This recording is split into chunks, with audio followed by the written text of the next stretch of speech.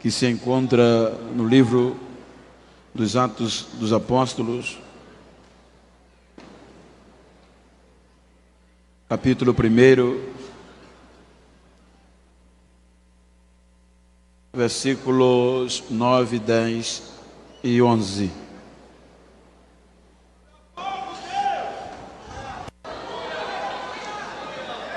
O texto diz o seguinte: ditas estas palavras, foi Jesus elevado às alturas à vista deles, e uma nuvem o encobriu dos olhos, ou dos seus olhos. E estando eles com os olhos fitos no céu, enquanto Jesus subia,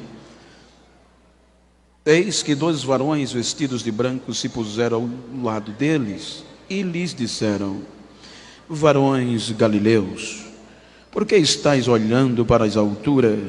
Este Jesus que dentre vós foi assunto aos céus, virá do modo como o viste subir.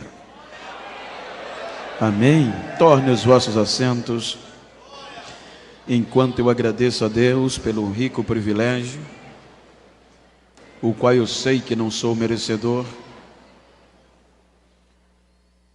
tendo em vista a grandeza do trabalho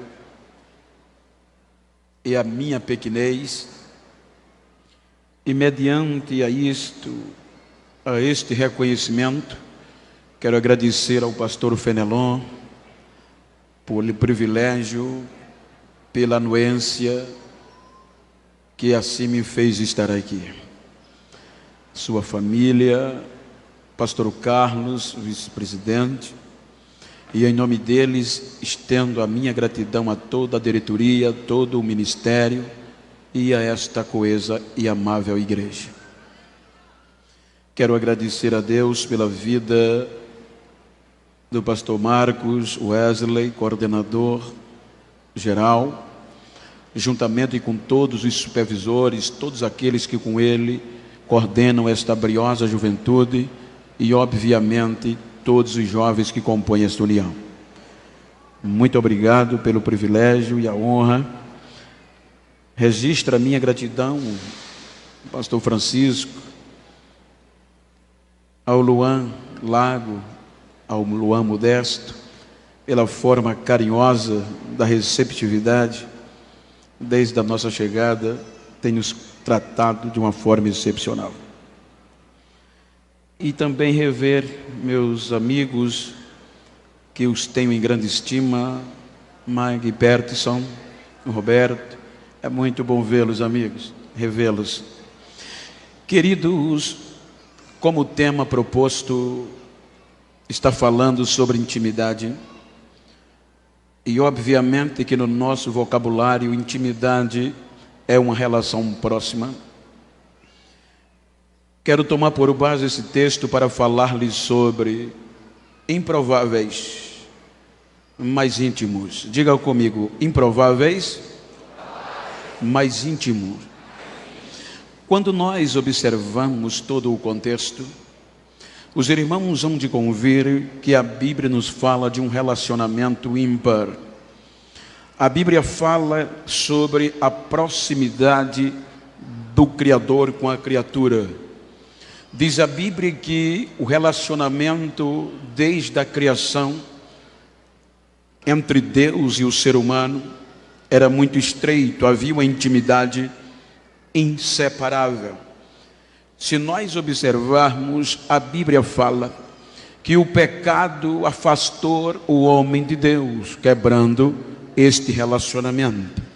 A Bíblia nos mostra que o homem foi destituído, afastado da glória de Deus, da sua presença. Isso implica a dizer que o relacionamento foi quebrado entre Deus e o homem, ou entre o homem e Deus. O que me chama a atenção é que o próprio Deus, ele ultrapassa os nossos limites de compreensão, porque na verdade, tendo em vista a razoabilidade, o entendimento humano, quando se há um rompimento, quando se há uma quebra de relacionamento, é natural que o ofensor busque ou procure o ofendido, que o ofensor se aproxime do ofendido e lhe peça perdão. Mas os irmãos hão de convir que neste relacionamento entre Deus e criatura acontece o contrário. A Bíblia mostra que pela justiça o homem, o ser humano, era para ser extirpado logo ali. Mas o relacionamento de Deus é tão imensurável com o ser humano, que a Bíblia diz que Deus o expulsa da sua presença, mas não desiste dele. Com o passar do tempo, os irmãos hão de perceber que Deus tenta se aproximar deste ser humano, reatar o relacionamento. No capítulo 6 do Gênesis, a Bíblia diz que quando Deus desce para observar o comportamento da geração humana, há uma decepção generalizada, ao ponto que a Bíblia diz que toda a raça humana ofendia a Deus pelo seu comportamento. Se nós observarmos, então Deus resolve impor a sua justiça. Vou dar cabo, vou desistir do ser humano, pois é má os seus pensamentos, os seus desígnios. Então Deus propõe desistir, Deus propõe de buscar, porque ele mesmo sendo ofendido, ele vai ao homem e o homem o recusa. Então Deus diz: eu vou dar cabo, vou acabar, vou tirar o homem da terra, eu me arrependo de havê-los criado. Então quando Deus decide abrir mão do relacionamento, o amor fala mais alto de novo. Então a justiça vem, mas por este amor Deus preserva 8 almas entre todos os seres humanos, para que depois de algum período, a Bíblia diz que resolve Deus dar oportunidade ao homem de se voltar para ele. Então aí vem o advento de uma geração, de um governo humano, quando Deus, por conta deste relacionamento, resolve devolver ao homem tudo que antes ele tinha perdido: o domínio, o governo sobre a terra e sua criação.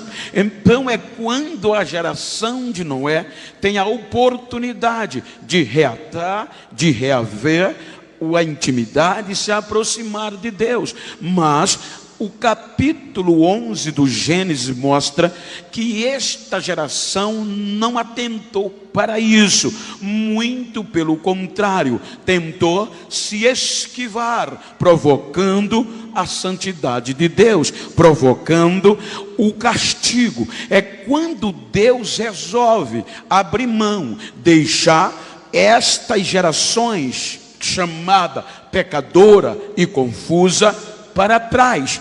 Mas Deus poderia desistir deste relacionamento. Então a Bíblia diz que por conta deste relacionamento, então Deus resolve fazer o quê? Gerar um povo seu, especial, um povo que ia ser chamado pelo seu nome, um povo que teria a aproximação, aonde Deus ia se aproximar de novo do ser humano. Então Deus chama a Abraão para da história e das entranhas de Abraão gerar um povo chamado Israel, um povo cujo Deus pudesse se aproximar e se voltar ao ser humano. Mas o contexto diz que com o desenvolvimento de Israel, ele desce para o Egito. Cerca de 430 anos, este povo especial, que era um povo único, que adorava um só Deus, o Deus dos céus, o Deus de Abraão, de Isaac e de Jacó. Então quando este povo agora está no Egito, é conhecido como hebreu. O hebreu, na ótica egípcia, no contexto da fé judaica, hebraica, é um povo do outro lado do rio. Na etimologia egípcia, era um povo sem morada fixa, um povo de um Deus estranho. Então, quando este povo se estabelece no Egito, então é conhecido como um povo sem identidade física, sem identidade própria. Então, quando estes são tirados da terra do Egito por 430 anos sofrendo, então agora Deus resolve tirar este povo do Egito para levá-los para uma terra que mana leite e mel. Veja que foi no período do deserto que começa Deus estabelecer princípio de aproximação com Israel, através de rituais, através de uma tribo, através de um povo, através de sacerdotes. Os irmãos hão de convir que o livro de Levítico foi dado a Israel como um meio de aproximação. Para quê? Para que o povo pagasse as suas ofertas para cobrir o pecado, porque até então o pecado lá do Gênesis estava descoberto, o homem não sobressaía sobre ele. Então, quando agora o povo está no deserto, vem o contexto egípcio, o levítico, a oferta pela culpa, a oferta pelo pecado. Para quê? Para que o povo se purificasse, para se aproximar de Deus. Então, quando o povo se estabelece em parte do deserto, que vem agora o tabernáculo, então Deus diz a Moisés: das 12 tribos, uma vai ser diferente, a tribo de Levi. A tribo de Levi, de onde vem Moisés e Arão. Então, a tribo de Levi vai ficar no meio de todas, o centro aonde eu vou me aproximar. Ou seja, só quem é da tribo de Levi pode se aproximar a mim. Só Arão pode chegar no meu lugar santo, ter uma relação próxima comigo, e por meio dele eu perdoarei todas as outras. Ou seja, todo Israel não tinha o direito de se aproximar de Deus, só chegava de longe. Só um homem ou os seus descendentes poderia ter esta aproximação. A tribo de Levi é instituída por Deus para este propósito: manter chama acesa, a viva chama do amor e da justiça. Esta era a responsabilidade da tribo de Levi, manter viva a chama, dentro de todas as demais, o amor e a justiça. Veja que só quem conseguia se aproximar, ofertar, sacrificar, adorar, mas próximo, eram os levitas. Era o grupo descendente da família de Levi, cujo Deus escolheu. Quando o povo sai do deserto, que se estabelece na terra prometida, este povo agora começa a ser conhecido por Israel. Então, quando o negócio, o relacionamento começa a se estreitar, então vem o desejo, com o advento de Salomão, de edificar um templo para Deus, aonde Deus desceria, aonde Deus habitaria. Vejam que quando o templo foi estabelecido, o negócio ficou tão estreito entre Deus e Israel, que na inauguração, como nunca tinha acontecido, a glória de Deus vem, a presença. Deus se aproxima de Israel, do seu povo, a ponto que a glória foi tamanha, a presença de Deus foi tanta, que a Bíblia diz que quem estava sacrificando dentro do santuário sentiu tanta tanta presença que caíram, não ficavam de pé. Quem estava fora do templo, adorando, esperando a resposta, pegou lá também. E eles não podiam entrar, porque a glória estava no lugar. Quando a glória enche a casa, então Deus diz que os meus ouvidos estão atentos e os meus olhos fitos a toda a oração que se fizer neste lugar. Então, quando o povo se voltou, então Deus diz: quando o meu povo que se chama pelo meu nome se humilhar e orar e buscar a minha face, do céu eu os virei e perdoarei os seus pecados. Então Deus resolveu se aproximar, mas dependia de um único homem, uma vez no ano. Israel não está pronto, coloca um véu. Só um homem da tribo de Levi, conhecido como sumo sacerdote, poderia entrar. Só ele poderia entrar no lugar santíssimo. Então a Bíblia vai mostrando, e com o passar do tempo, Israel não foi suficiente para manter o relacionamento. A Bíblia diz que Israel decepcionou a Deus. Israel quebrou o relacionamento. Adão decepcionou e sua geração. Noé, a geração decepcionou com o advento da Torre de Babel. Agora Deus cria um povo especial. E este povo prefere adorar Baal do que a Deus.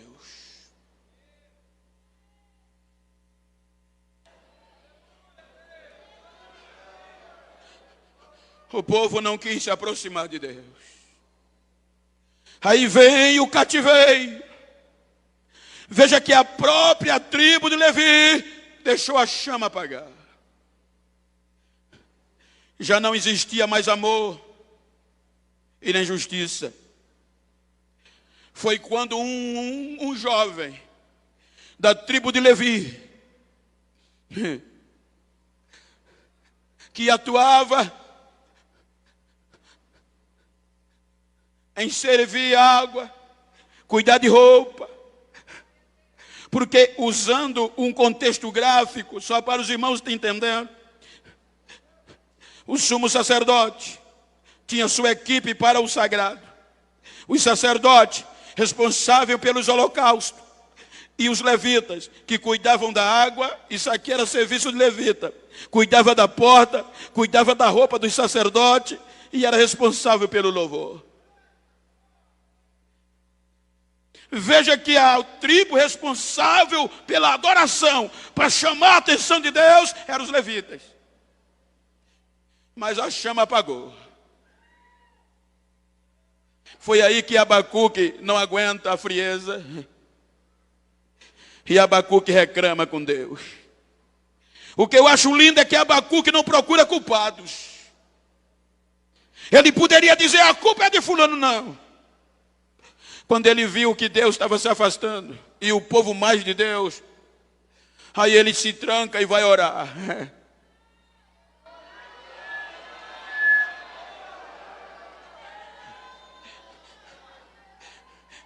Na ótica da hierarquia, Abacuque seria improvável entrar na história. Porque Abacuque não estava no alto clero, na nossa linguagem atual. Abacuque não estava no topo da conjuntura sacerdotal. Era simplesmente um servidor de água.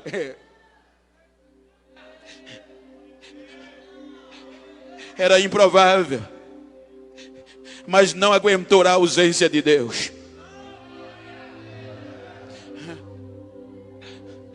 No meio da crise, gente, sempre tem algum improvável que ainda é íntimo. A Bíblia diz que quando Abacuque sentiu que o povo estava não mais como era, ele não aguenta e ora por um período e Deus não lhe responde. Ele sai da oração, entra no grito, no clamor, e Deus não responde. Aí ele rasga o verbo e diz: até quando eu vou clamar? E o Senhor não vai me ouvir. No meio do caos, tinha alguém íntimo de Deus. Aí Deus não vai na alta cúpula. Deus vai a Abacuque e diz: eu respondo a você, filho. A você eu respondo. Será que o Senhor não está vendo que dentro do teu povo não tem mais amor? Não tem mais justiça? A lei se afrouxou. E parece que o Senhor não está nem aí para o que está acontecendo. Aí Deus diz: filho, eu vou fazer uma coisa tão grande. Eu vou trazer um avivamento tal, filho, que quem vê não vai acreditar. Eu não vou desistir do meu povo. Aí Abacuque vai questionando, Deus respondendo. Quando Abacuque entendeu, ele disse: então tá certo, Senhor, eu vou voltar para a oração. Eu vou continuar sendo íntimo e vou aguardar o que é que o Senhor tem para me dizer. Quando chega no capítulo 3, ele entende. Ele diz: ouvi a tua voz. Só ouve quem é íntimo. Por isso que Davi no Salmo 25, ele diz que a intimidade de Deus é para os que o temem, a quem ele revela a sua aliança. Ou seja, sempre tem. Eu vi a tua voz e temi. Aviva a tua obra no meio do insano. Se é preciso apertar, aperta!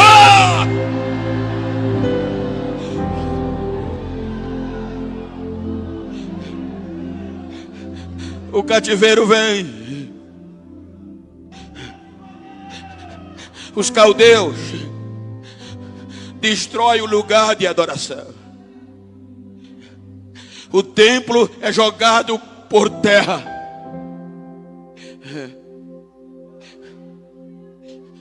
Os sacerdotes, diz a Bíblia, que choravam. 70 anos se passam. Quem ficou em Jerusalém ficou na miséria. Outros fugiram para o Egito.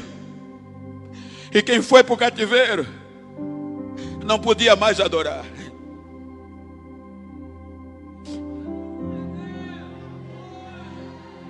Não tinha relacionamento com Deus. Não tinha intimidade. 70 anos se passam. Israel só os pedaços acostumou na cultura e na convivência caldeia. Aí Deus sentiu falta do relacionamento. Aí Deus vai lá e tira eles de volta. Quando Deus traz Israel de volta para Jerusalém, a Bíblia diz que o povo não deu atenção à intimidade de novo, nem ao relacionamento. A Bíblia diz que agora o povo estava preocupado em morar em casas bonitas.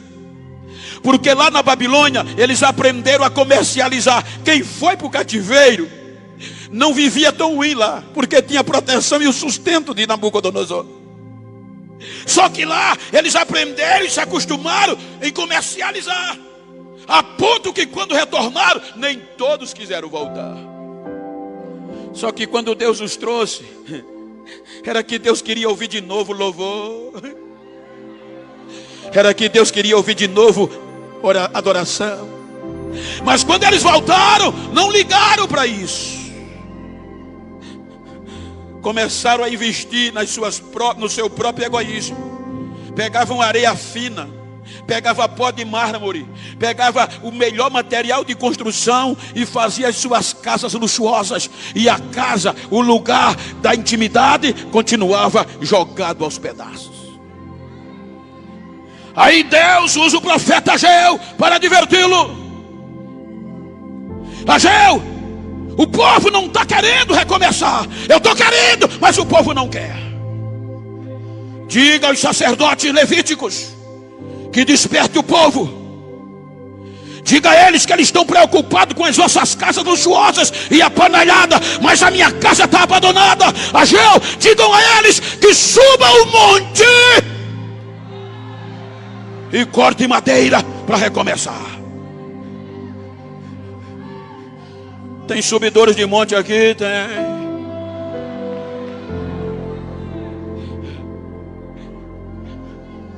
Mas Israel não foi mais o mesmo. Aí o tempo foi passando, perdeu a liberdade. Aí vem o Império Grego-Macedônio. E com 64 anos aproximadamente antes de Cristo, o general romano Pompeu domina tudo aquilo ali, conquista toda a área de Israel. Israel agora é subalterno a Roma. Então, para ser subalterno de Roma, sem sofrer e poder cultuar a Deus, tinha que mandar impostos para Roma. Então agora a tribo de Levi, neste período intestamentário, entra em evidência de novo.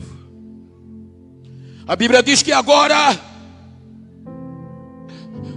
o sumo sacerdote torna uma figura não só religiosa, mas política e religiosa.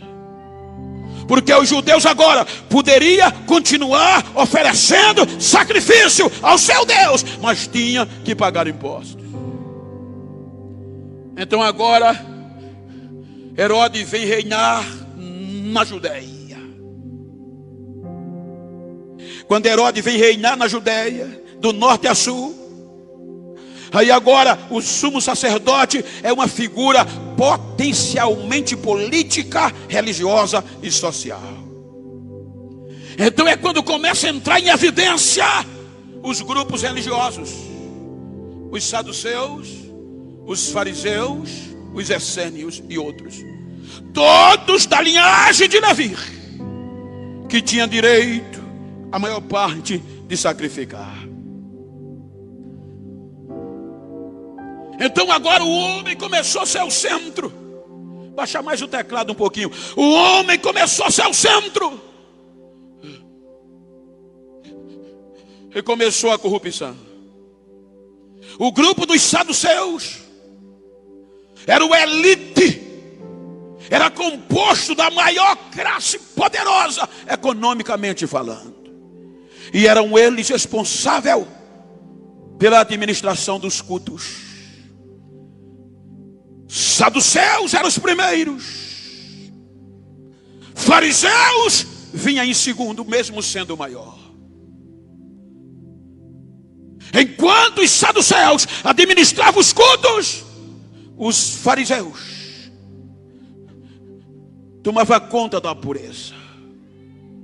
Os saduceus, por ser o top, o alto clero, na nossa linguagem, não acreditava nem em anjo, não acreditava em ressurreição após a morte e não acreditava em espírito. Então, como os fariseus acreditavam, divergiam, mas como era alta a cúpula e tudo gerava em torno dele, e agora todo mundo queria agradar o sacerdote, e a adoração, o relacionamento com Deus vai sendo deixado de lado. Ou seja, a igreja, o sacerdote se politizaram. Agora eles tinham medo de perder o cargo, e já não eram mais nomeados discípulos ou alguém pela chamada, pela identidade, mas pelo poder capital e pelo poder do conhecimento. E tudo isso vai agravando-se. Aí vem a segregação. Os escribas, os intérpretes da lei, parte fariseu, parte saduceus, interpretavam a lei conforme a necessidade de agradar os saduceus e os fariseus. E aí começou a segregação.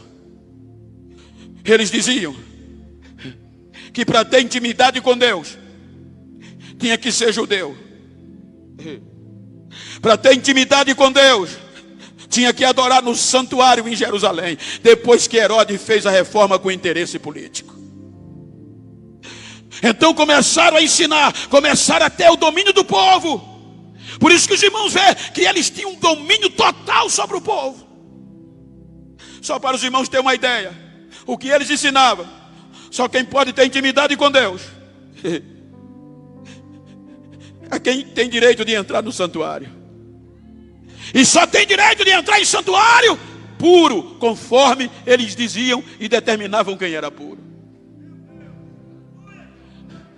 Aí tinha um gráfico, se você acompanhar o gráfico, o centro era o templo, abaixo do templo, Jerusalém, depois de Jerusalém, a Judéia. No contexto sacerdotal, no contexto religioso, primeiro, saduceus, alta cúpula. Segundo, os fariseus, puros. E depois vinha o baixo, alto, médio e baixo clero. Abaixo do baixo clero, tudo no contexto sacerdotal, estava o povo da terra, que eles chamavam. E quem eles consideravam o povo da terra? Impuros. Como quem? Analfabeto. Para eles, analfabeto não tinha direito de ter intimidade com Deus. A tribo que foi levantada para manter a chama do amor e da justiça, começa a praticar injustiça. Porque eles determinavam, os analfabetos não sabem ler. E se não sabe ler, não conhece a lei. E se não conhece a lei, são malditos, não pode adorar. Os cobradores de impostos, aleijados, cegos. E os samaritanos, porque mesmo sendo judeu, vivem misturados, então não tem direito de adorar e nem de ter intimidade. Por isso que os irmãos vê aquela mulher samaritana dizendo: os nossos pais adoraram nesse monte. Vocês dizem que o lugar certo é Jerusalém. A gente quer adorar, mas vocês não deixam.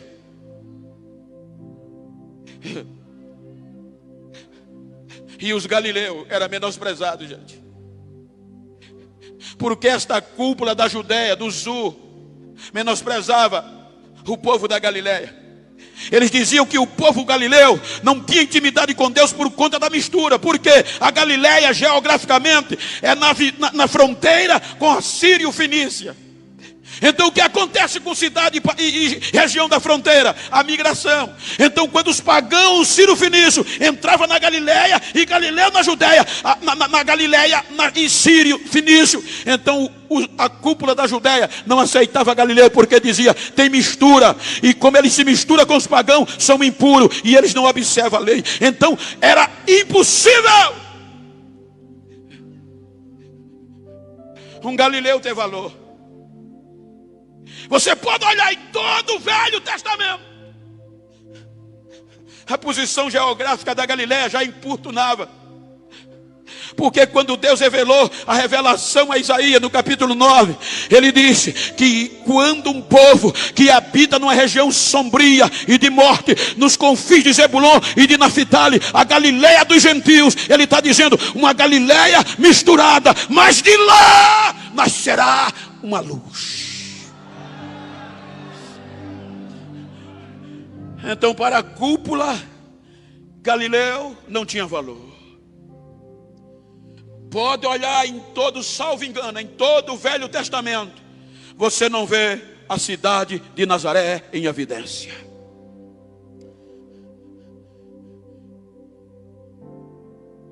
A tribo que deveria manter a chama do amor e da justiça, começou a praticar injustiça. Quando os galileus vinham para a Páscoa, eles tiravam o couro,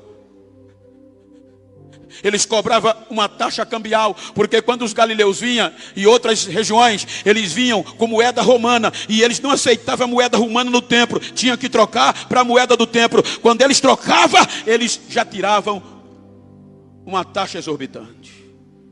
Eles tornaram a casa de Deus, em vez de um lugar de intimidade, em covios de lobo. Então a fama era, não só na Judéia, na Idumeia, Decápole, Samaria. A fama era, Nazaré, a Galileia, não vem nada bom de lá. Ali não tem nada que preste. Eles cultuavam, como foi dito aqui. Eles faziam culto de manhã, oferecia libação, tinha oração 3 horas da tarde. Eles andavam com a Torá, o Velho Testamento. No final da tarde tinha oferta de cereal, mas eles não tinham intimidade. Tinha o título, a lei na mão, dentro do templo, dia e noite, mas não tinha intimidade com Deus.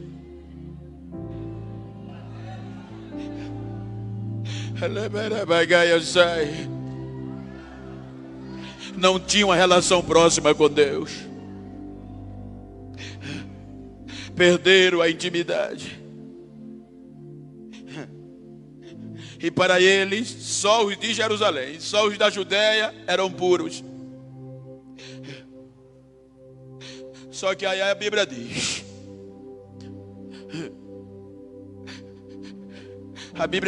que Deus resolveu se aproximar de quem eles não esperavam. A Bíblia diz que Deus manda o anjo Gabriel a uma cidade no interior da Galileia chamada Nazaré.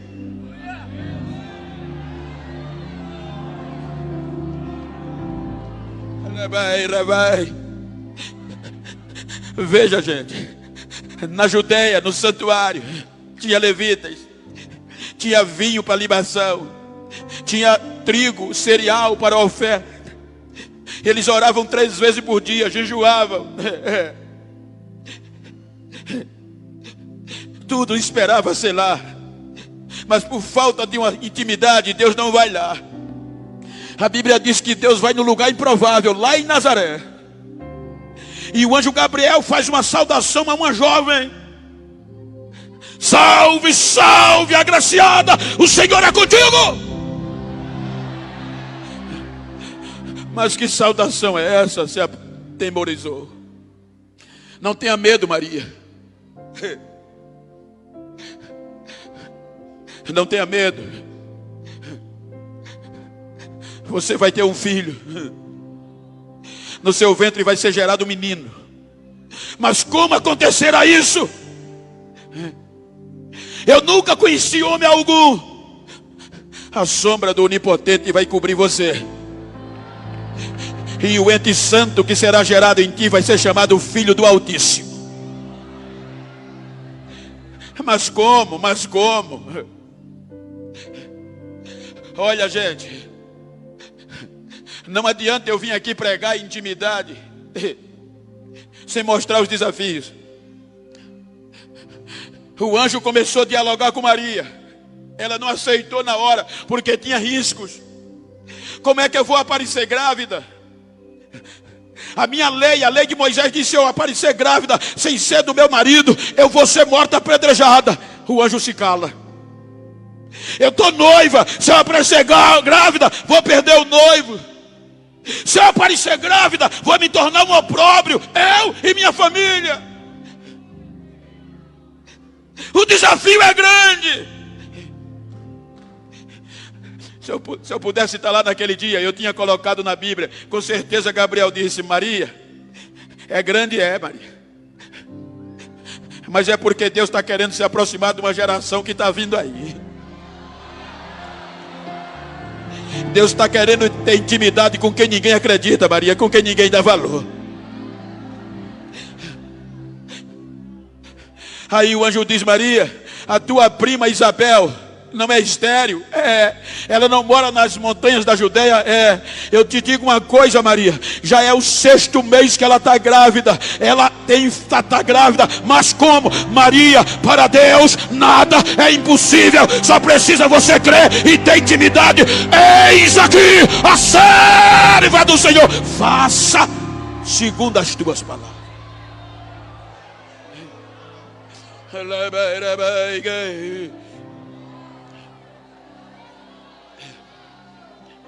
Não se tem intimidade com Deus porque tem muita visualização em YouTube, não, filho. Não se tem muita intimidade com Deus porque é pregador renomado. Não, não é isso não. O que tem intimidade com Deus não depende disso não, de renome, de popstar não. A intimidade de Deus está nos desafios, está na coragem de dar a cara para bater.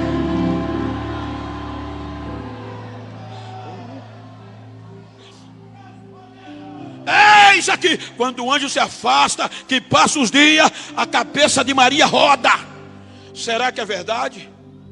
Será que Isabel está grávida mesmo? Não é à toa que quando poucos meses depois ela vai para a montanha para visitar a prima Isabel. Para quê? Curiosidade. Será que ela está grávida mesmo? Será que isso é verdade? O que eu acho lindo é que ela foi com dúvida. Ela foi, meu Deus, será que ela está grávida mesmo? Como é que eu vou saber? Será que a barriga está grande? Aí a Bíblia diz que quando ela chega nas montanhas, vai na casa de Zacarias, vai na casa de Isabel, que bate na porta. Isabel talvez estivesse lá dentro, nem viu Maria. Quando Isabel viu a voz de Maria, Shalom, Adonai, prima. Aí João Batista começou a saltar lá dentro. Aí Isabel já gritou de lá de dentro: que alegria é essa em visitar-me, a mãe do meu Senhor? Bendita és tu entre as mulheres, e bendito o fruto que está no teu ventre. Ele vem, está aí.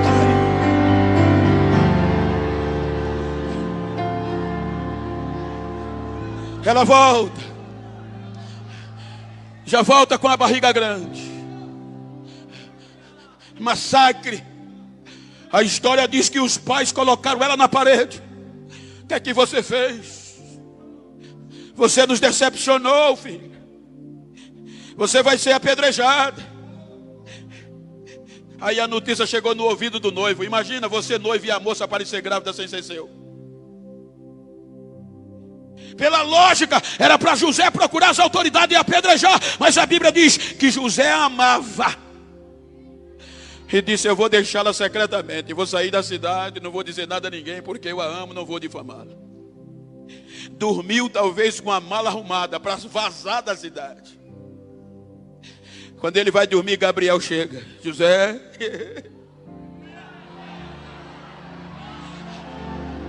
não tema receber Maria como tua esposa, porque o que dela está gerado é obra do Espírito Santo.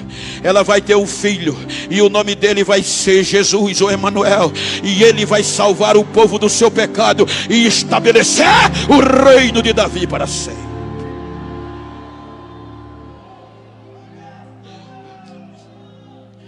Quando Jesus nasce, em síntese, a notícia chega a Herodes. Herodes já queria abafá-lo com medo político. É rei de judeus, mata. De 2 anos para baixo, mata. O anjo diz: José, foge para o Egito, que Herodes quer matar o menino. Depois de anos, 2 anos, salvo engano, aí o anjo vai no Egito, diz: José, volta, que Herodes já morreu. Esse relacionamento não vai, Deus está querendo ter. José volta para onde? Para Nazaré. Veja que Jesus, até os 12 anos, fica no anonimato em Nazaré. Quando ele completa 12 anos, vai passar pelo Bet-Sefer, ou Bat Mitzvah, conforme a tradução. Que era o ritual em que a jovem se apta para casar, e o jovem para participar das solenidades. Então, quando termina a festa, Maria e José se esquecem do menino. E aqui era uma oportunidade de ouro, porque era a hora que eles eram sabatinados, era a hora que os escribas escolheria, vai dar para alguma coisa ou não. Aí quando acharam, ele estava sendo sabatinado. E na sabatina, os escribas botavam o menino na frente e sentavam à bancada e fazia a pergunta da lei, dos profetas e dos salmos e dos livros históricos. Quanto mais ele respondesse, mais valorizado ele saía. A Bíblia diz que Jesus deu um show de arrebentar na Bíblia. Os escribas perguntavam na lata, ele dizia, ainda dava a interpretação do texto. Aí disseram: de onde é esse menino? É de Nazaré, da Galileia. Tem futuro não.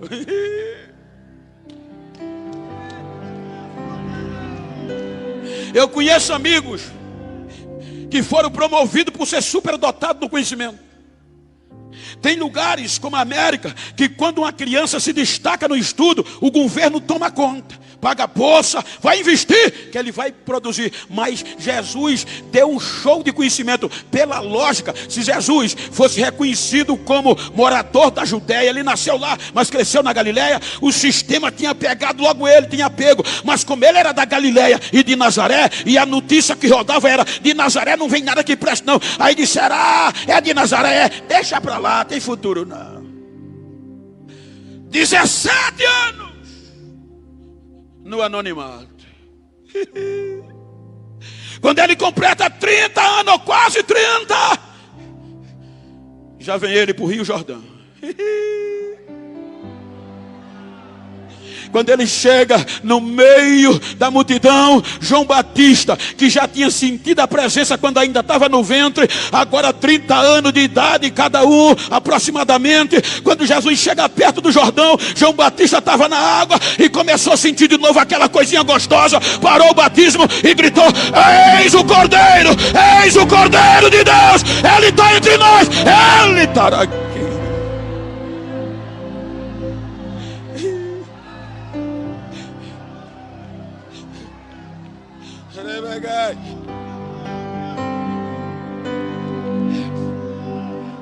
Ele é batizado, o Espírito Santo vem e enche, o céu se abre e o Pai diz: este é o meu filho amado em quem eu me comprazo. Gente, olha o que Mateus e Lucas diz, que ele sai das águas cheio do Espírito Santo.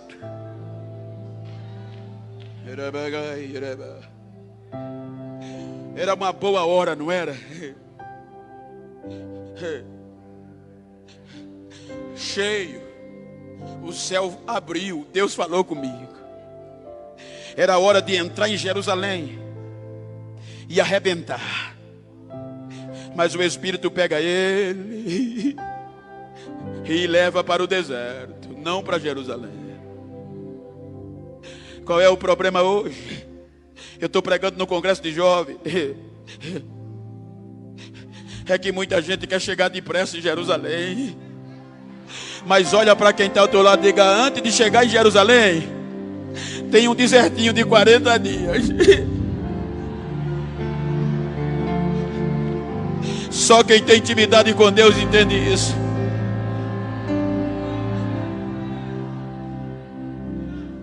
Ele é bem cheio do Espírito Santo, 40 dias e 40 noites de jejum.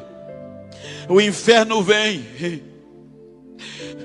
Satanás em pessoa faz proposta a ele irrecusável na ótica humana. Para terminar, a Bíblia diz que ele leva Jesus no pináculo do templo, o lugar mais alto, e bate no peito, quero acreditar, e diz: está vendo essa glória do mundo? Tudo isso foi me dado, tudo é meu, e eu quero abrir mão para te dar, se você me adorar. Se você me adorar, toda essa glória será tua. Jesus, ele grita para Satanás: está escrito, Satanás, só o Senhor teu Deus adorarás, e só a Ele servirás. Olha que coisa linda. Saiu do Jordão para o deserto. 40 dias de jejum, os anjos vieram confortar, cheio do Espírito Santo. Agora não era hora de aproveitar. Não era hora de cobrar cachês exorbitantes. Nada contra, só estou contando uma história. Eu estou cheio, resisti à maior tentação, Porque tem gente se vendendo, até por bilhete, por ingresso. Satanás disse: eu te dou a glória do mundo. Ele disse: dá não, eu tenho coisa maior.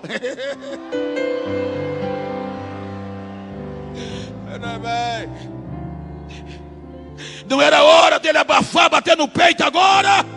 Aí a Bíblia diz que mesmo assim ele volta para o interior, para Nazaré. Ele não entra em Jerusalém, ele vai para o interior. Ele não perde a origem. Tem lugares que eu estou pregando, gente. Eu estou dizendo isso para estimular os jovens. Eu hoje prego como improvável que era nos maiores trabalhos do Brasil, nas convenções gerais. Eu prego fora do país cerca de 20 vezes no ano, porque não posso ir mais. Mas também eu prego naquela igreja aqui do púlpito, você ora pelo porteiro com a cabeça na mão dele. E tem hora que eu estou pregando que eu passo 2 horas, o povo batendo foto. Tem hora que alguém chega para mim de Bento, tu tá aí na alta, viu? E às vezes você vai para casa pensando que é alguma coisa. Rapaz, estou por dentro mesmo. Mas quando chega em casa, já tem 2 pedacinhos de cana me esperando. Eu meto o dente na cana e o Espírito Santo diz: não esquece de onde você saiu, que sou eu, não é você. Sou eu, não é você.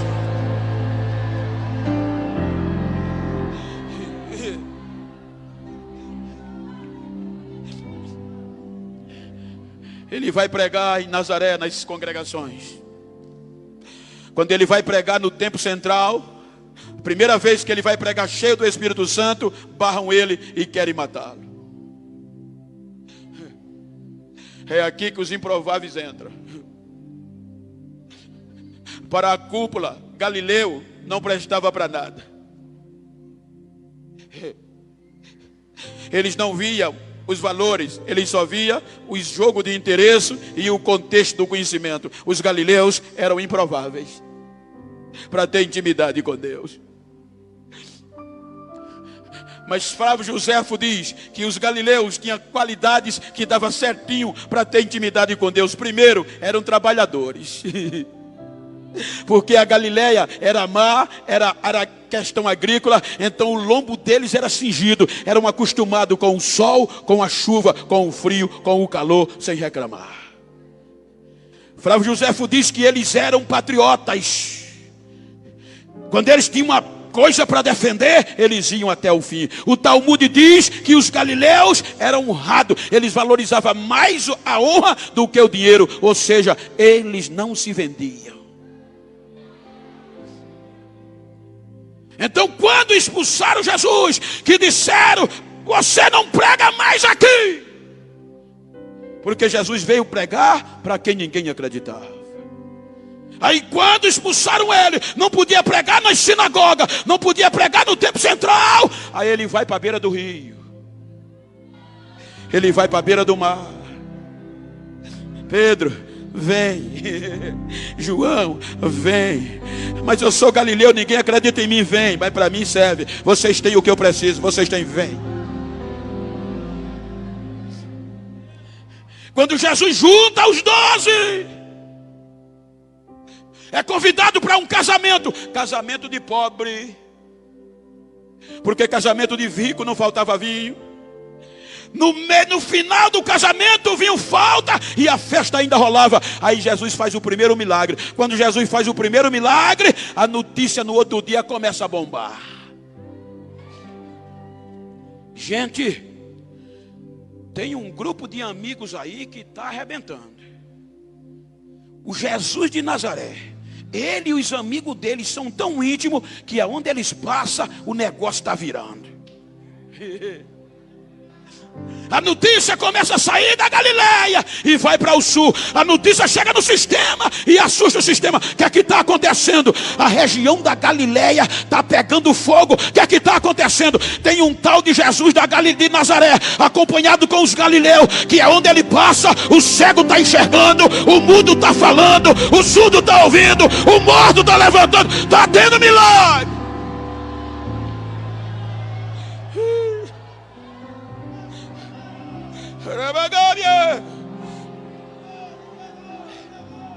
Mas como? Ninguém sabe. Ele tem intimidade com os céus, só sendo. Ele é íntimo. E agora quem não tinha valor começou a ter. E Jesus começou arrebentando com a mensagem, com os seus ensinos, acreditando em quem ninguém acreditava. Os judeus rejeitaram ele. Quando a notícia chegou lá, o sistema fez de tudo para tentar pará-lo. Com perguntas, com casquinha de banana, não conseguiram. Vieram detratá-lo dizendo: miseráveis, vão ser expulsos da sinagoga todos que confessarem que esse Jesus fez algum milagre, e quem seguir a ele é miserável. Então agora uma boa parte se envergonhou de ser amigo de Jesus, porque amigo de Jesus era ser contra o sistema, era povinho. Mas ainda tinha aqueles. Veja que o negócio pegou tanto que muita gente estava com vergonha, que poucos botavam a cara para bater durante o dia. Quando se convertia alguém de uma classe maior, nem andar de dia ia. Quando chegava à noite, ia falar com Jesus com vergonha de ser visto pelo dia. Aí Jesus para e chama eles e diz: vocês querem mesmo me seguir? Queremos. Então vocês vão ter que renunciar a vocês mesmos. Vocês vão perder status, vão perder nome, renome, não vai ter fama, por amor a mim. Estão dispostos? Se vocês querem me seguir, tome a cruz de vocês de cada dia. Porque eu digo uma coisa a vocês: qualquer um de vocês que se envergonhar de mim e das minhas palavras, eu vou me envergonhar dele naquele dia, quando eu vier diante do meu Pai na sua glória. Amigo não tem vergonha de falar do outro.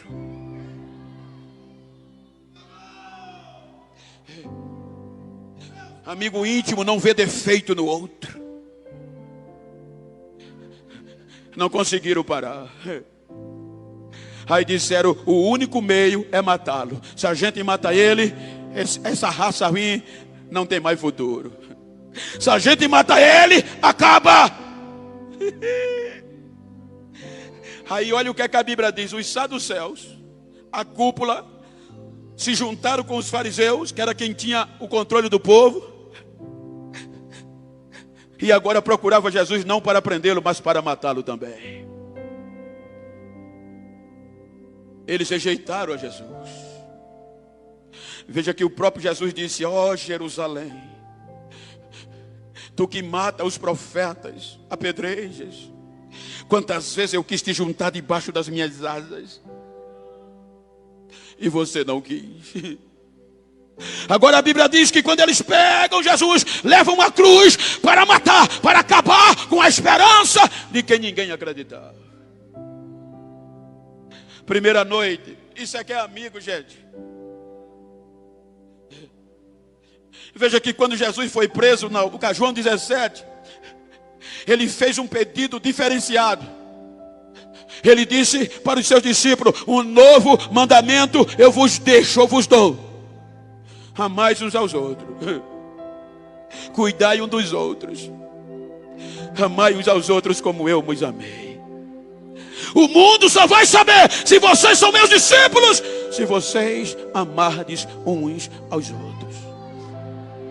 Dá uma olhadinha para quem está ao teu lado e diga: é meu amigo?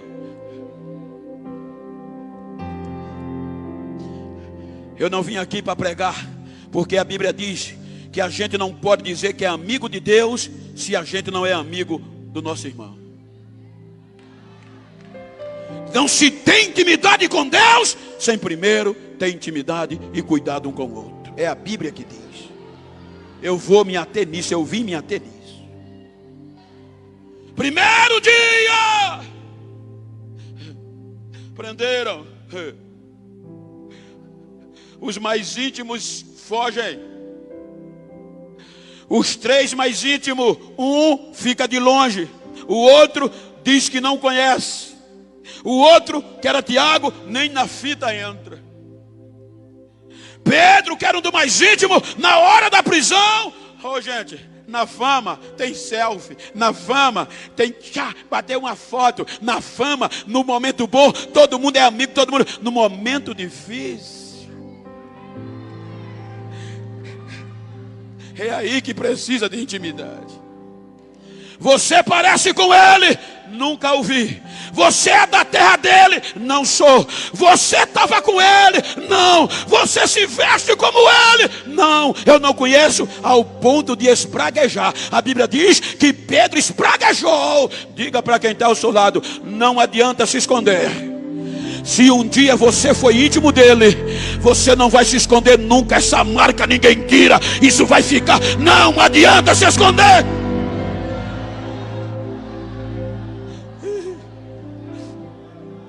Segundo dia, a notícia é pior. Crucificaram ele de uma forma cruel. Era o que se espalhava. Agora colocaram ele no sepulcro. Já colocaram a pedra. Já colocaram o selo imperial. Acabou. Não tem mais jeito, é o fim.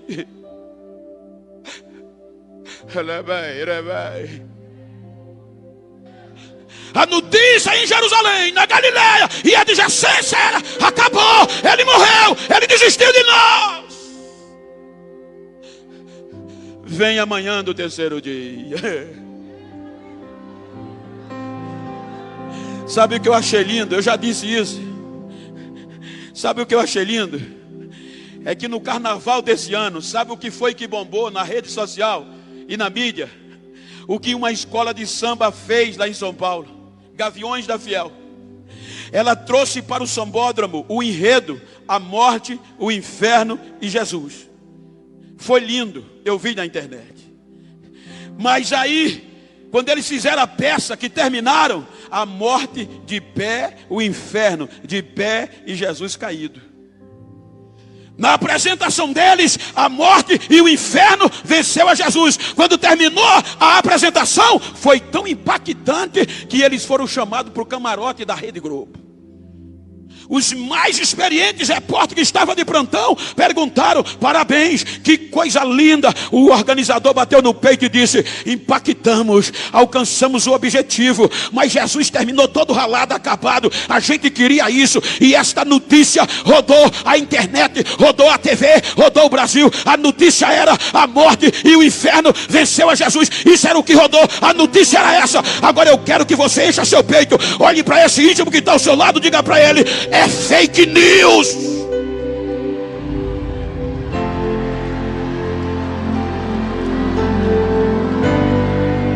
Porque na manhã do terceiro dia a pedra foi removida, o lacre foi quebrado, ele não está mais aqui, já ressuscitou.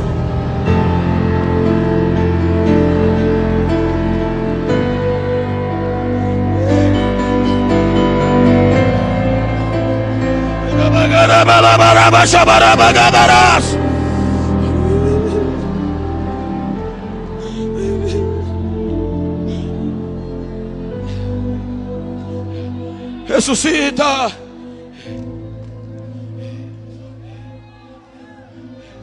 Agora eu quero falar a maior mensagem.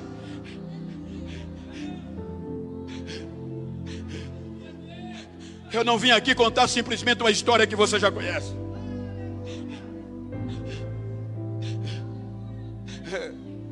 Para ser íntimo dele, a Bíblia diz que eu primeiro tenho que ter intimidade com o Senhor. Porque eu não posso dizer que amo a Ele se eu não gosto do Senhor. O que me impactou é que este amor foi tão grande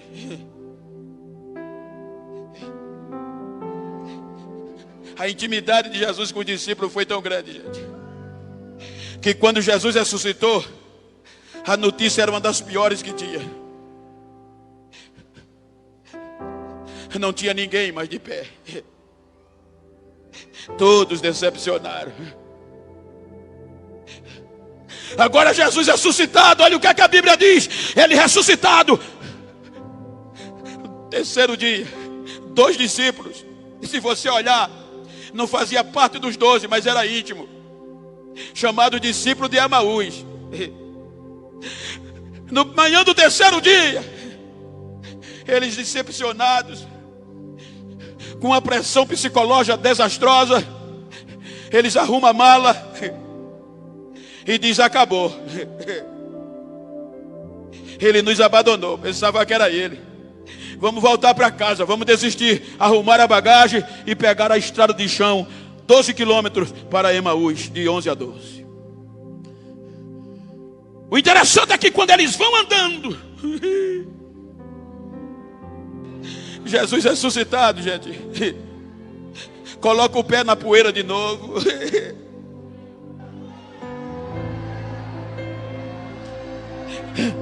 Para reatar a amizade de dois discípulos. Quando Jesus vai e entra na conversa, eles iam tão decepcionados que Jesus diz: vocês estão conversando sobre o quê? E eles não reconheceram. Será que tu és o único estrangeiro aqui? Mas como assim? Tu não sabe o que está acontecendo? A notícia dos últimos dias? Sobre o quê? Sobre Jesus, o Nazareno, um homem poderoso em obra, profeta, muito usado nas mãos de Deus. Como o nosso sacerdote e a nossa lei matou ele, e a gente pensava que era ele. A gente pensava que ele era, que ia nos redimir, que veio por causa de nós. Se bem que algumas mulheres disseram que viram ele vivo, mas ninguém tem certeza. E eles dessa madeira de Jesus, eles começam a criticar Jesus. Quando eles terminam de falar caminhando, aí Jesus diz: oh, como vocês são duros para entender. Será que não era necessário que o Cristo padecesse para entrar na sua glória? A Bíblia diz que ele começa a pregar de Moisés até a ressurreição. Aí quando ele vai terminando de pregar, o sol declina e a noite chega. Eles chegam na aldeia. Quando ele chega na aldeia, vai passar direto. Aí os dois discípulos disseram: moço, já é tarde, o sol já declinou. É perigoso essa hora andar pelo caminho. Fica conosco esta noite. O estrangeiro fica conosco. Jesus aceita o convite e entra. Quando chega na casa, Jesus diz: vocês têm alguma coisa de comer?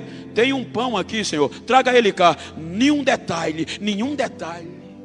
No partir do pão, alguns historiadores dizem que no partir do pão, quando os discípulos olharam, viram o buraco do grampo. Aí olharam para o outro e disseram: é o mestre.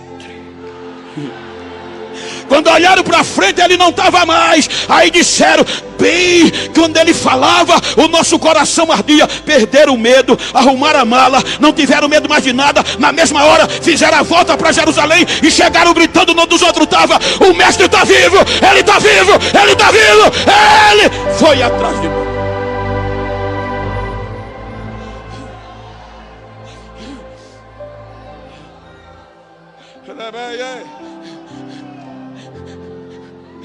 Amanhece o dia.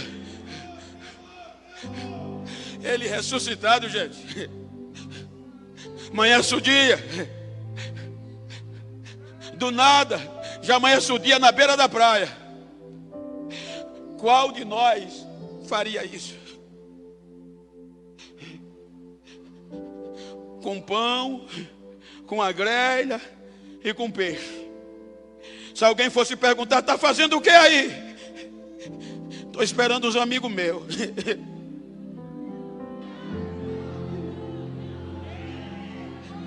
Mas eles desviaram. Mas são meus amigos.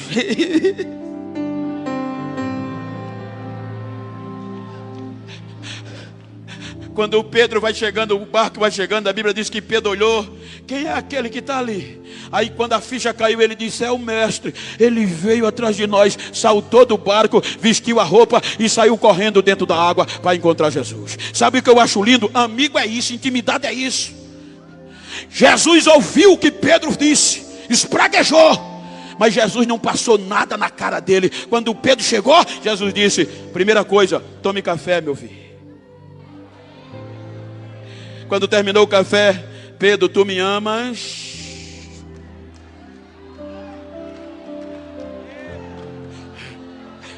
Apacenta as minhas ovelhas. Por que eu estou dizendo isso, gente? É porque não adianta a gente ter um congresso de intimidade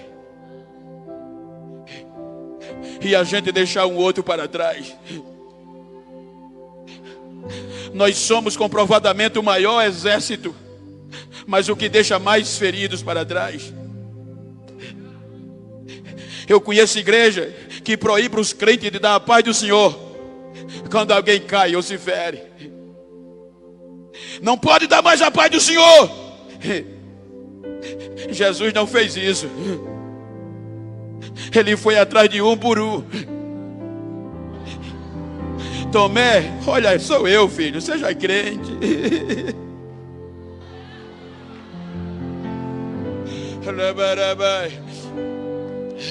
Eu tenho um amigo,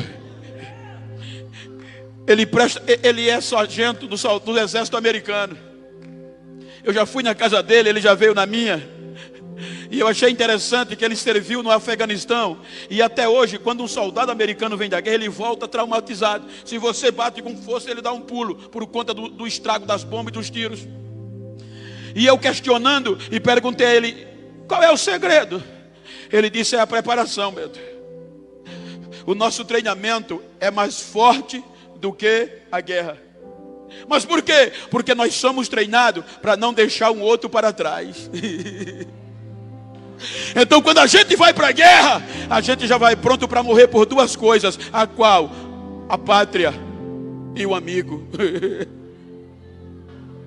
Ele disse que tem hora que estão na guerra, um na frente, o outro atrás. Às vezes o que vai na frente pisa no campo minado e a granada explode. Quando a granada explode, joga ele para cima. Quando ele cai, já cai sem as duas pernas. Não presta mais. Mas a ordem é, ainda está respirando? Tá. Coloca no ombro.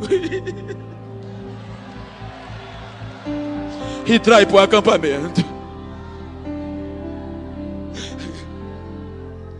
Mas foi ferido, não tem mais capacidade para guerrear, mas ainda respira, coloca no ombro. Dá uma olhadinha para esse amigo teu que está do teu lado, olha para ele. Já olhou? E com voz de amigo, diga para ele, se depender de mim, você não vai ficar para trás. Você é meu amigo.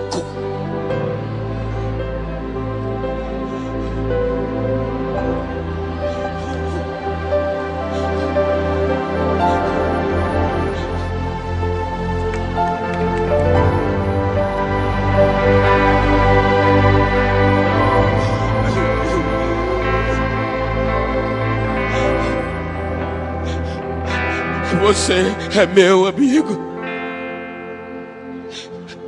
Foi isso que ele ensinou a gente.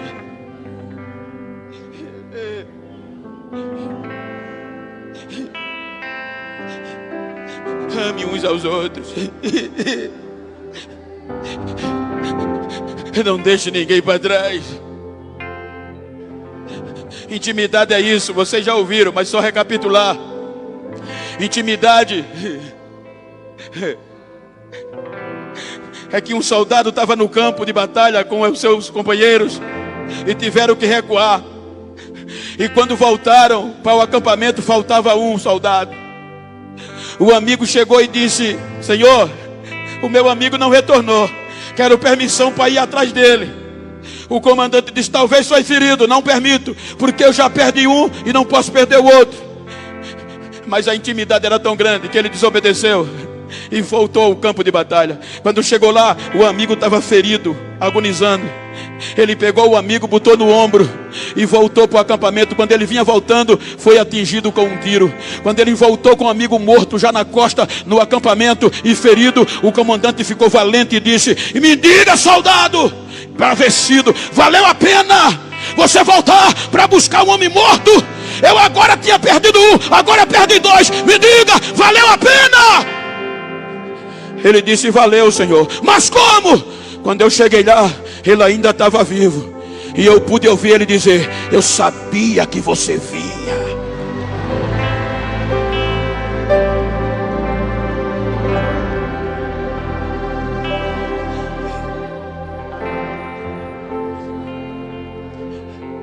improváveis, mais íntimos.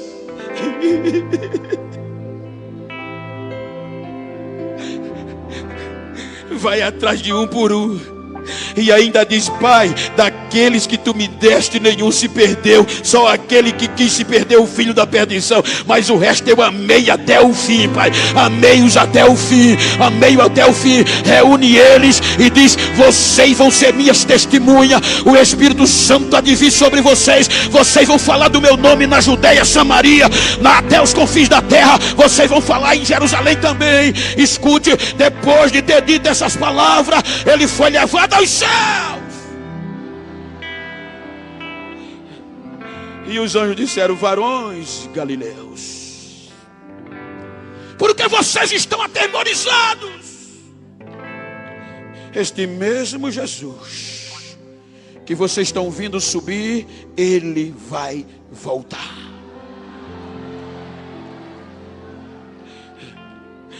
Por meio deles chegou a nós. Ninguém pôde parar mais este povo. Por esta intimidade, não muitos dias depois, o Espírito Santo estava descendo na casa de gentios, que era considerado improvável pelos sacerdotes. Não, o judeu não podia ter nem amizade com o gentio, e muito menos entrar na casa dele. Com poucos dias depois, o Espírito Santo estava descendo na casa de Cornélio. Aí Pedro se assustou. Agora eu sei que Deus não faz acepção de pessoa. Ele tem intimidade até com o gentio. Ele está tendo intimidade e está derramando do seu Espírito. Tentaram tirá-lo do coração. Vem o movimento do secessionismo, que dizia que quem tinha intimidade era só os apóstolos e ninguém mais. Ficou para trás.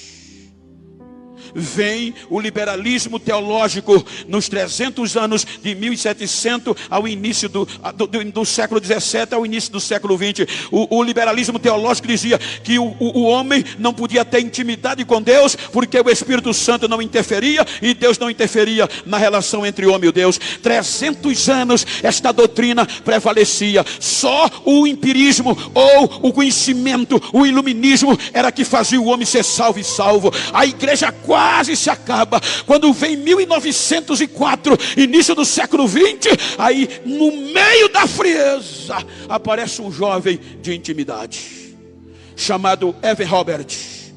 Esse jovem tinha tanta intimidade com Deus que os cultos que ele fazia só tinha hora para começar, ninguém sabia a hora que ia terminar.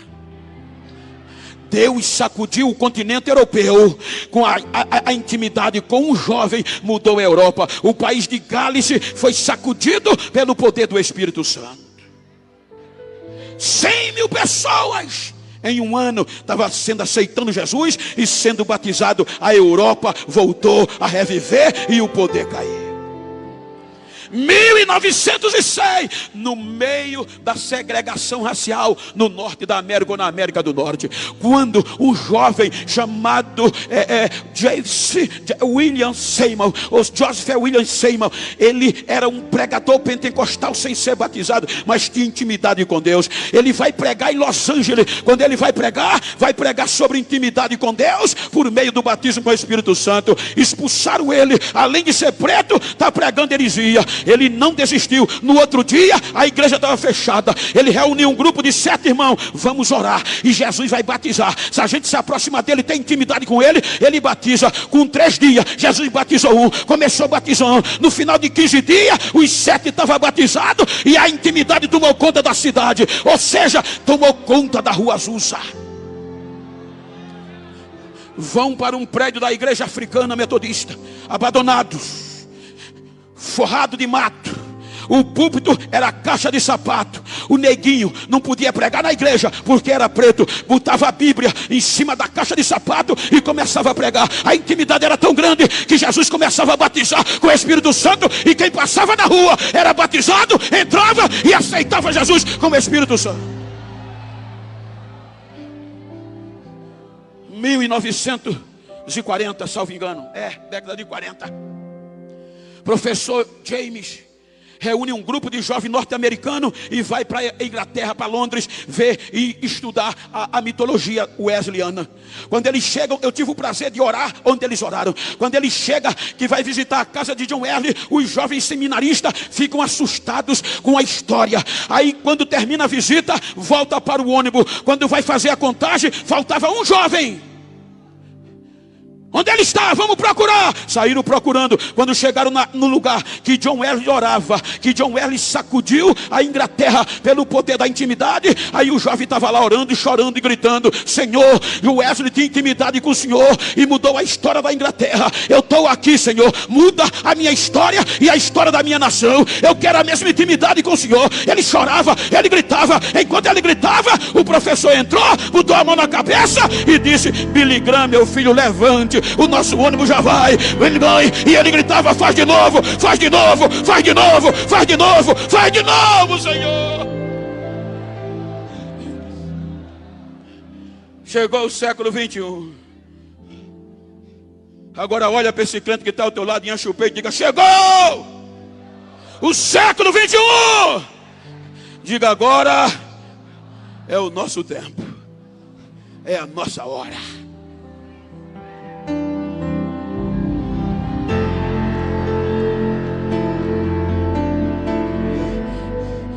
Intimidade não é só falar em línguas estranhas, é bom. Intimidade não é só saltar e pular, é muito bom, eu pulo e corro também. Mas intimidade é muito mais do que isso.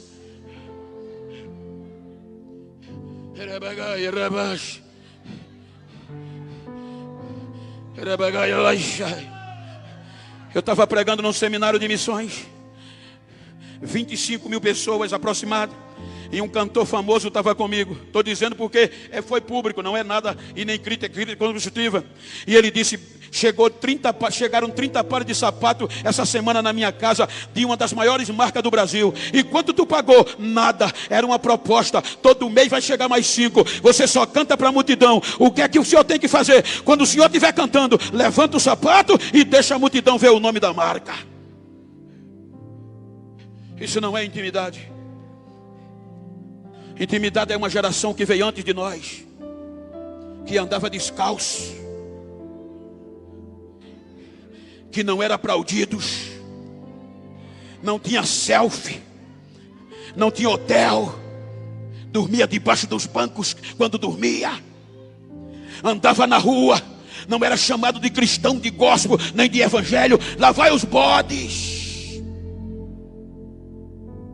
tomate na cara, ovo podre na cara. Mas os cultos, gente, não dependia de pregador nem de cantor. Jesus batizava nos ensaios. Os nossos congressos terminavam debaixo de glória. E qual era o hino? Foi na cruz, foi na cruz, foi na cruz que um dia eu vi. Foi na cruz que um dia eu vi.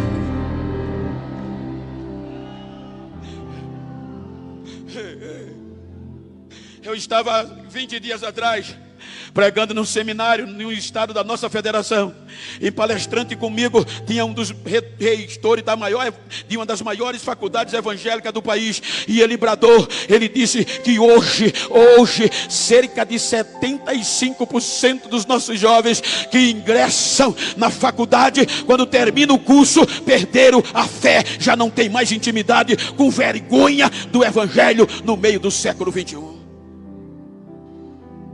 Tem alguns doutores céticos por aí que estão bombando na internet, dizendo que a nossa juventude já não é mais a mesma, já não tem avivamento, já não tem o fogo que tinha antes. Mas eu digo a eles: é porque vocês não conhecem Paraupeba, é porque vocês não conhecem Mauá, é porque vocês não conhecem Alagoas. Ainda tem uma juventude comprometida com intimidade com Deus.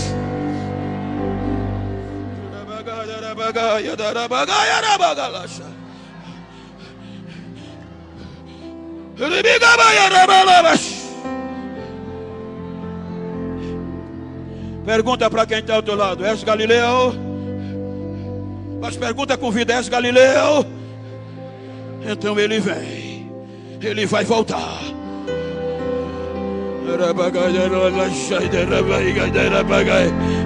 Improvável mas com intimidade. Improváveis, mas não se vendem. Improvável, mas não se dobra. Improvável, mas não tem vergonha de falar a verdade. Improvável, mas não se dobra. Improvável, mas ainda fala línguas estranhas. Improváveis, mas ainda tem intimidade. No século 21. Fique de pé, por favor.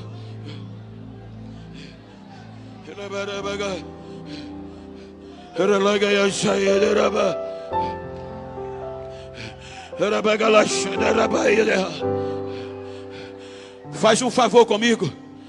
Faz um favor para mim. Se você está perto de um jovem do mesmo sexo, ou de um crente, ou íntimo, vira para ele aí. Me ajuda aqui, Marco. O pastor Marco, me ajuda aqui. Vira para ele assim. Vira para ele de frente. Olha para mim não. Olha para ele assim, ó. Diga para ele: não estou nem aí. Quero nem saber como você chegou no congresso. Quero saber se tem intimidade. Primeiro comigo.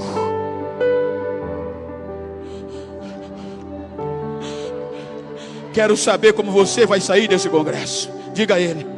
Diga: vou sair pegando fogo. Vou sair mais íntimo ainda. Diga: me faz um favor. Se depois desse congresso tu encontrar alguém aqui da besta por aí, que pensou que eu estava frio, que eu ia desistir, que eu não tinha intimidade com Deus, e que ele tinha desistido de mim, dá um recado a ele. Diga a ele que ele quebrou a cara, a casa dele caiu. Eu sou íntimo, eu tenho intimidade, eu tenho intimidade. Abraça ele.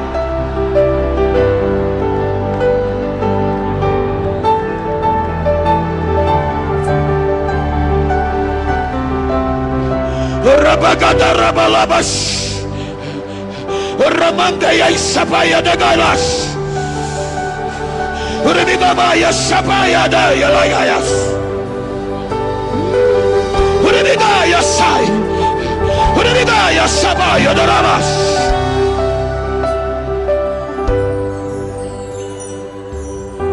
Antes de eu falar, tu cantava sobre mim. Cadê você que desistiu, varão Galileu?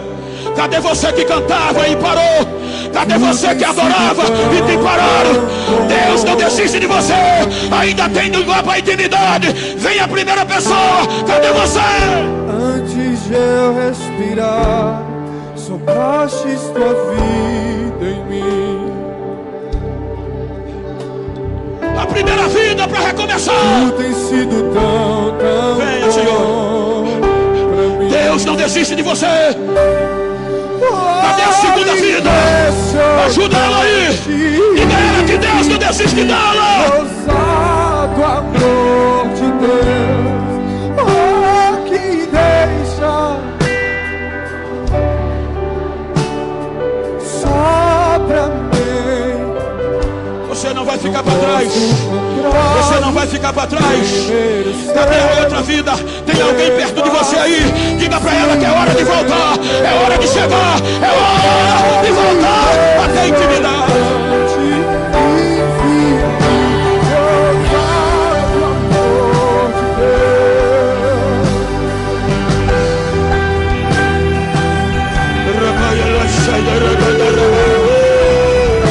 Cadê você? Cadê você? Cadê você? Cadê você? Cadê você, Galileu? Cadê você, Galileu? Você pode ter desistido, mas ele foi buscar todos os Galileus. Eu fui, mas teu amor lutou por mim. Venha, filha. Tu tens sido tão, vem, filho. Tão bom pra mim. Cadê a terceira vida? Cadê você? Está aí pertinho de você, vai trazendo. Venha, filho. Venha, filho. Venha. Mas tudo pagou por mim. Se depender de nós, você não vai ficar para trás. A ordem é colocar no ombro. A ordem é ter intimidade. A ordem é ter intimidade.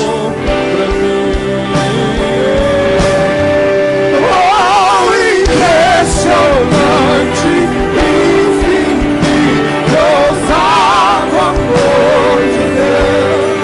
Oh, estrelas 99 só pra me encontrar. Não posso comprar, nem merecer.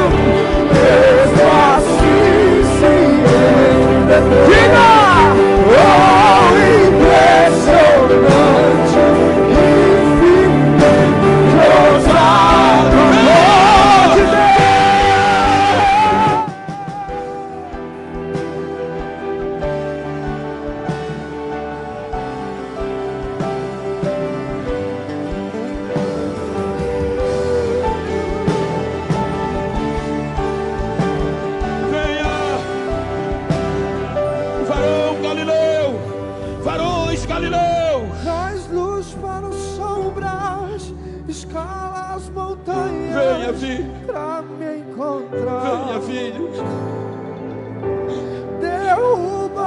Deus está me dizendo, através do seu Espírito, que está restaurando o sonho nesta noite.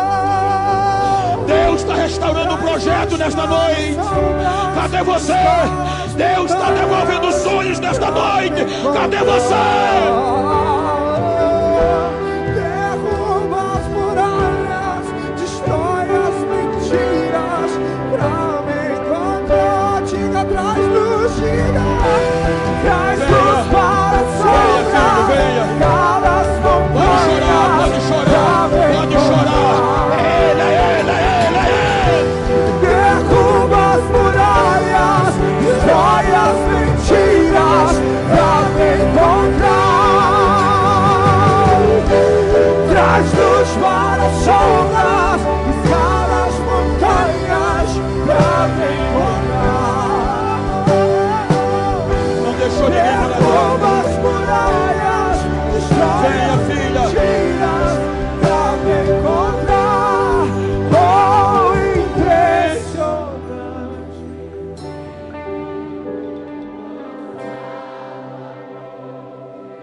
O inferno pediu a tua alma, mas Deus preservou você. O Espírito Santo manda eu te dizer: Ele tem urgência no teu retorno. Não adianta resistir. Ele hoje veio te buscar. Volta, volta. Oh, impressionante.